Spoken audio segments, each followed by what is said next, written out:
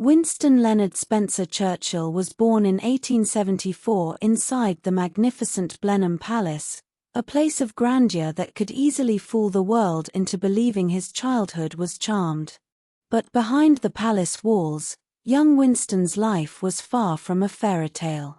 His father, Lord Randolph Churchill, a rising political star, had little time or patience for his son. His mother, Jenny Jerome, a wealthy American socialite, was far more devoted to London's glittering society events than to bedtime stories or warm embraces. Winston longed for their attention, but often found himself raised by nannies and tutors. At T-school, Winston struggled deeply. He was far from the star student his family wanted. Teachers described him as inattentive, lazy, and a constant troublemaker. His reports were full of words like careless and hopeless. He wrestled with spelling, and his speech carried a stammer that made him the target of ridicule. Other children laughed at him, and even his father dismissed him as a failure, once writing that Winston would amount to nothing more than a disgrace. Yet inside this lonely boy, something unusual was forming. Winston devoured history books with passion. Tales of great generals and empires lit a fire in his imagination. When others doubted him, he dreamed of commanding armies, making speeches, and shaping history. The same stubbornness that got him into trouble at school became his armor against rejection. He wasn't loved in the way he wanted, and he wasn't praised in the way he needed. But the hardships of his childhood planted in him the seed of resilience. The lonely, mocked boy wandering the endless halls of Blenheim Palace would one day hold the destiny of nations in his hands. His story was only beginning. As Winston grew older, his academic struggles continued to haunt him.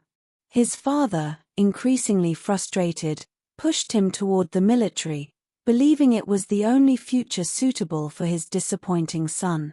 Yet even this path began with rejection. Winston failed the entrance exam to the Royal Military Academy at Sandhurst not once, but twice.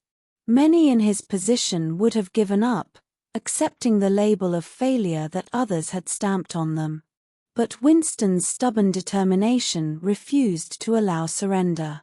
On his third attempt, he finally passed. At Sandhurst, something remarkable happened. For the first time in his life, Winston began to excel. He discovered discipline, adventure, and purpose. He trained as a cavalry officer and felt alive in the world of strategy and command. Though he had been rejected by academics, the military gave him a sense of identity. Winston also began to develop another skill, his love for words. He started writing articles as a war correspondent, describing battles with vivid detail and courage. He traveled to dangerous front lines, eager to prove himself. In Cuba, India, Sudan, and South Africa, he risked his life not only as a soldier but as a journalist whose words captured the imagination of the public. His daring escape from captivity during the Boer War made headlines and turned him into a national hero almost overnight. The boy once dismissed as hopeless was transforming. He had discovered that while he might stumble in classrooms, he could shine on the battlefield and on the page. His pen and his courage began carving out a future that his father never imagined possible. By 1900, Winston Churchill's fame as a war hero and writer opened the door to politics. At just 26, he was elected to Parliament. But ambition is a dangerous thing, and Winston had plenty of it.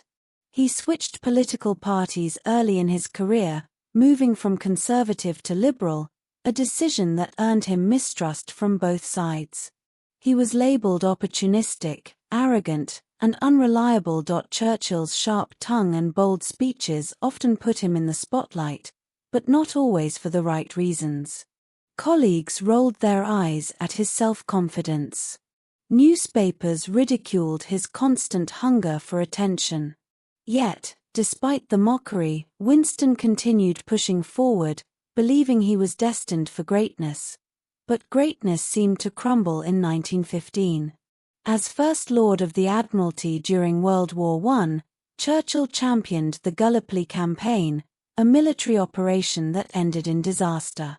Thousands of soldiers died, and Churchill was blamed for the failure. His career collapsed. He was forced to resign in disgrace, humiliated and broken for the first time. The young man who had dreamed of glory found himself cast into political exile. He retreated to the countryside, away from Parliament, away from the public eye. Yet in this low point, he discovered something unexpected: painting. With a brush in hand, he poured out his pain and found solace. Painting became his therapy, a reminder that even in failure, beauty could be created. The Gallipoli disaster nearly destroyed him, but it also taught him his greatest lesson: failure is not final. It is only another test of resilience. After Gallipoli, Winston spent much of the next decade wandering the political wilderness. His reputation was stained, and his warnings about the rise of Adolf Hitler in Germany were dismissed as exaggerations. Colleagues and critics alike viewed him as a relic of the past. Newspapers mocked him, and his speeches were often ignored, but Churchill refused to be silent. He spent these years writing volumes of history, biographies, and essays. His words kept him in the public eye, even as his political influence waned. He studied the lessons of the past, convinced they would prepare him for the future. And he sharpened his skill as a speaker, turning every rejection into practice for the moment when he would once again command the world's attention. Winston often described himself during these years as a voice crying in the wilderness. He knew Britain was in danger, but no one believed him. He lived with the bitterness of being right too early, a man watching a storm approach while others laughed at the clouds. These years tested him more deeply than any battlefield. He was alone, ignored, and often ridiculed. Yet he held on to his unshakable belief in destiny. His resilience, forged in childhood rejection and political humiliation, kept him from surrendering. When history finally came calling again, Churchill would be ready. By the late 1930s, the storm Churchill had long warned about finally arrived. Hitler's armies swept through Europe, and Britain faced its greatest danger in centuries. Suddenly, the man who had been mocked for years was the only leader whose warnings made sense. His voice, once ignored, now carried the weight of survival. In May 1940, as Nazi forces advanced and Britain stood on the brink of invasion, Winston Churchill was chosen as Prime Minister. The boy once ridiculed for failing exams, the man once disgraced by political defeat, now stood at the highest seat of power. He wasted no time. His speeches thundered with courage: "We shall fight on the beaches, we shall fight on the landing grounds, we shall fight in the fields and in the streets, we shall never surrender." His words electrified a frightened nation, turning despair into defiance. For the British people, his voice was a weapon more powerful than any bomb. Churchill knew the battle ahead would be brutal. Yet he believed that leadership meant standing firm when all others faltered.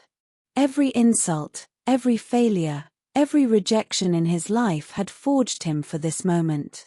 The lonely boy of Blenheim Palace, the cadet who refused to quit, the politician humiliated by Gallipoli, he had been tested, broken, and rebuilt for one purpose: to lead in Britain's darkest hour. The fight for freedom had begun, and Churchill's voice would carry a nation through the fire. When Winston Churchill became Prime Minister in May 1940, Britain was staring into the abyss. France was collapsing under Hitler's unstoppable assault, and the British Army was trapped at Dunkirk, surrounded and desperate. In London, members of Churchill's cabinet urged him to negotiate peace before it was too late. Many argued Britain could not survive against such power. But Churchill stood firm.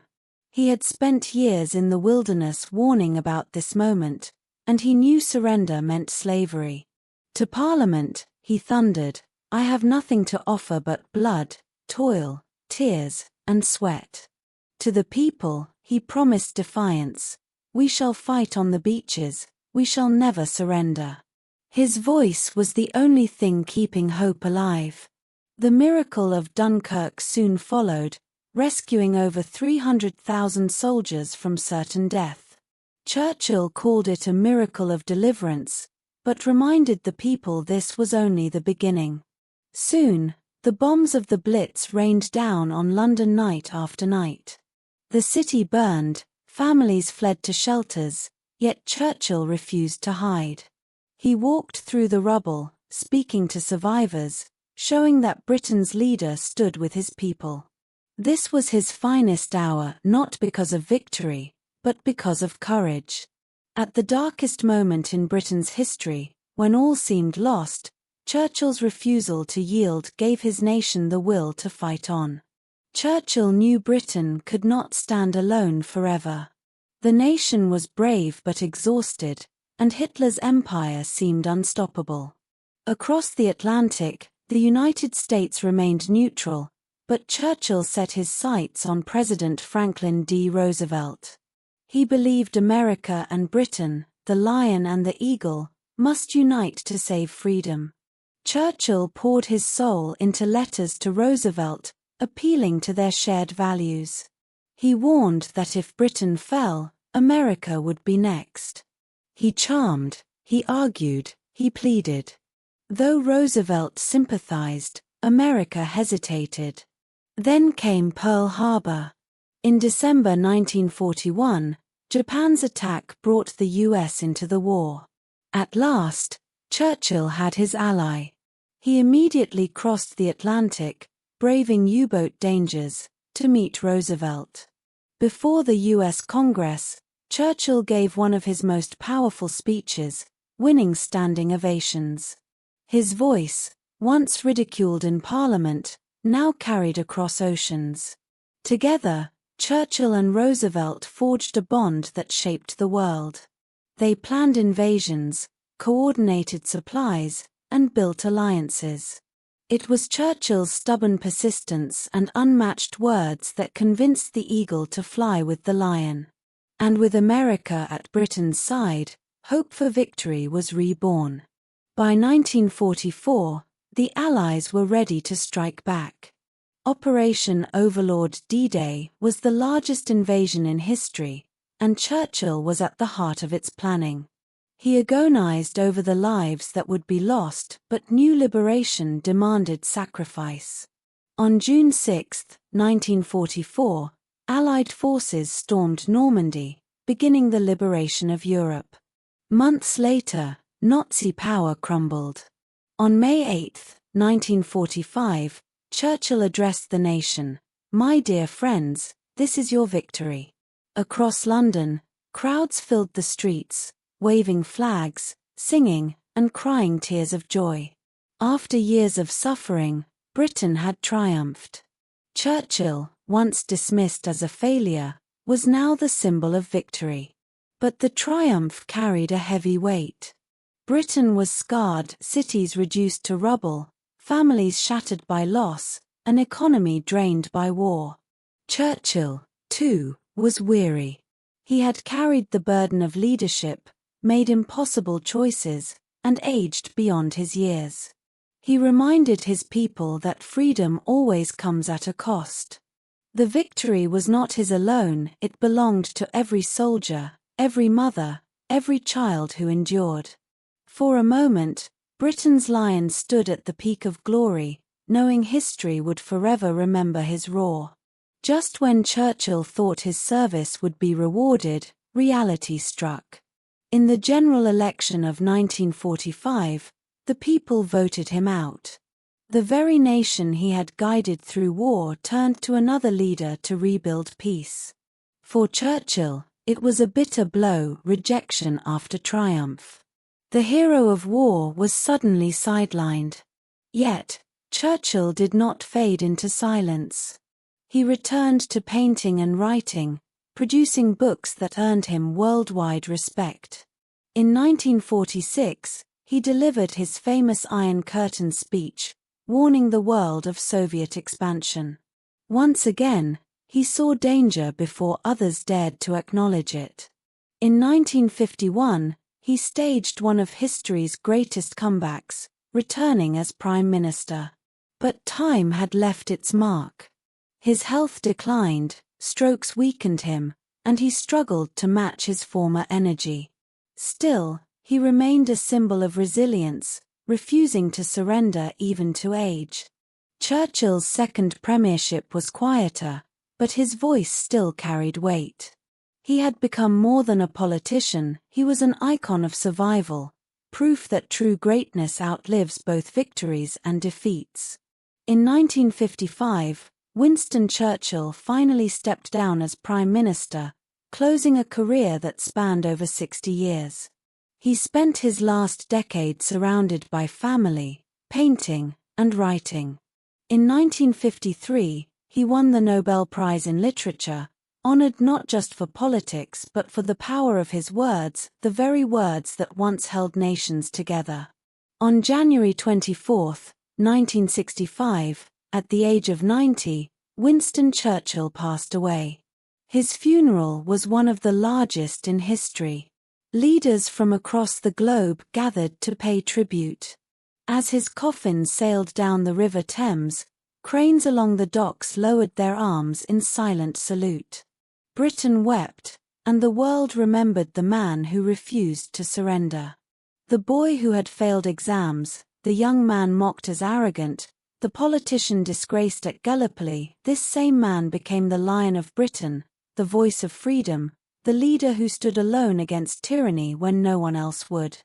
His story is not one of perfection, it is one of resilience. Churchill proved that greatness is born not from never failing, but from rising again and again, stronger each time. In Britain's darkest hour, he gave the world light. His roar still echoes today, reminding us that courage, conviction, and refusal to surrender can change the course of history.